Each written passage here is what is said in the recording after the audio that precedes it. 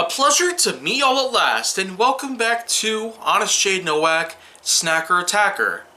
And so, let's just get into some more Snacker Attacker related territory, and talk a little bit about some other unhealthy related stuff here. But, let's just say, this one is out of country. Very much out of country. If you've ever been to some places around the world, like England, Canada, Jamaica, Brazil, or even Japan, then you might notice a lot of things different about their economy and their culture. They've got different sweets all over the place. Sometimes there's a sweet in particular that happens to highly address the natives as well as the culture that goes behind them. If there's one thing though that I probably will see is pretty darn good out of all these things, then well, bounty sure is one of them. And for the most part, you can actually get bounty here in America, but it only comes in certain ways. As a matter of fact, the last time I went over to Target, there are basically plastic bottles out there that look like wine or champagne bottles that happen to have small pieces of candy on the inside. Mostly miniature, well, candy bar related things out there, like Snickers, Three Musketeers, Twix, and some others here and there. But there's one candy, of course, that you cannot typically find within American economics itself, and that would be bounty, right here. This, of course, is one of many things that you cannot necessarily get within the majority of American consumerism. Because the thing is, looking at this label alone, it sure is a pretty good sign that this thing probably is not ultimately made for the American system as a whole. But I could certainly tell there's quite a few differences on here in comparison to how most American candies are pretty much alike. So, for the most part, American related candies tend to have a nutrition facts label, but this one here has something slightly different. Nutrition information. Yeah, now that's pretty much different. Of course it does do some of the same things that your typical nutrition facts labels show, including fats, carbs, sugars, proteins, and even sodium, but here it's labeled as salt. And not to mention, because this is from Canada, this does in fact include French related terminology on here as well, accompanying the Canadian for the most part. So Canadian and French, it's common for the most part. So, of course, that's one thing you gotta see around here. And then, of course, you have yourself a list of ingredients, except it's not necessarily listed as ingredients, it's listed as GB or IRL.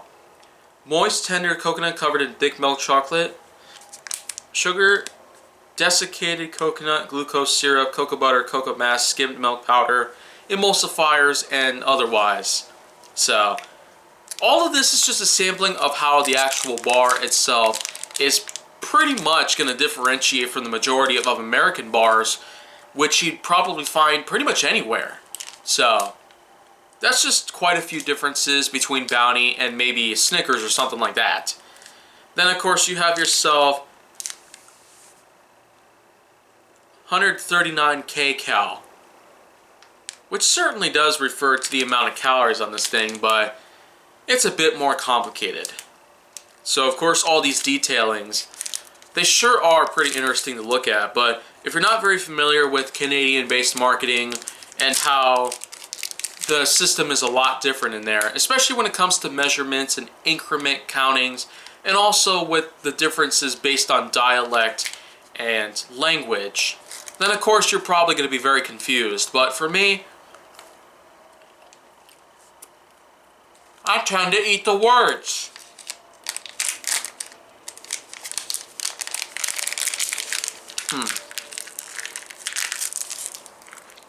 So yeah.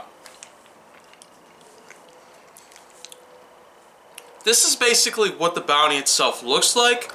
It's not just a one full-on bar like what the size of the packaging basically show. It's just two of these put in together. which is kind of very similar to how Reese's Peanut Butter Cups packaging shows that it might be like a bar of some sort as it's square shaped, but instead it's just two peanut butter cups put together in the same packaging.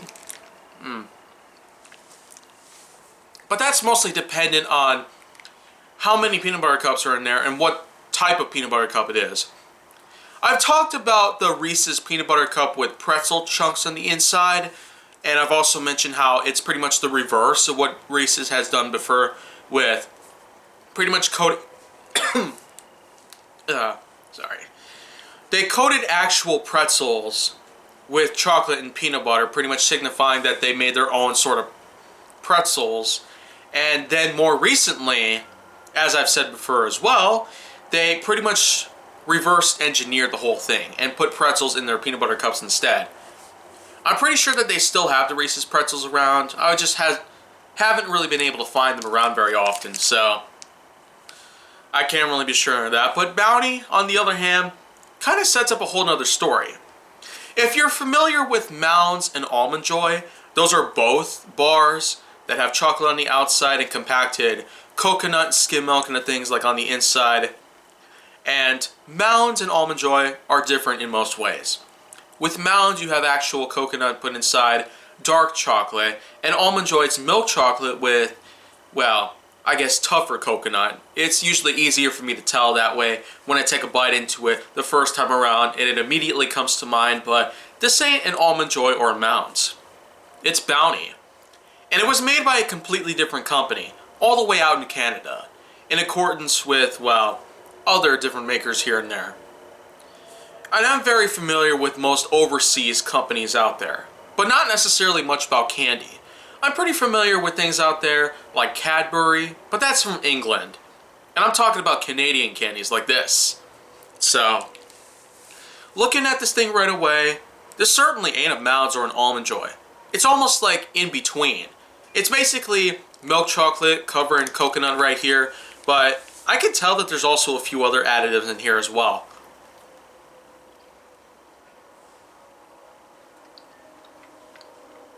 So this cross section basically shows that the mixture of, well, coconut and various other things out there,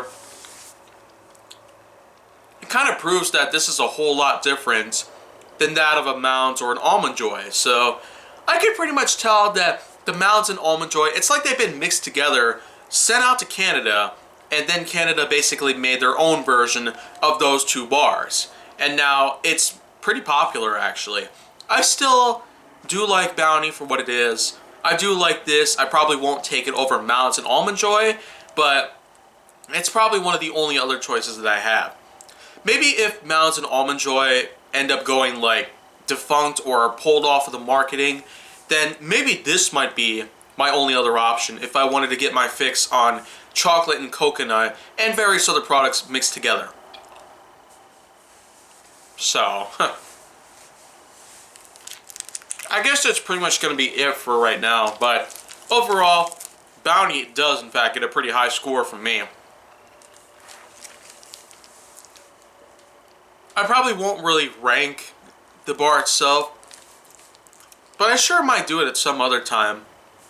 So, of course, that's pretty much just going to be it right here, but I'm certainly going to have a lot of other things here to talk about, but like I said before, there's going to be another pretty big item coming your way very soon.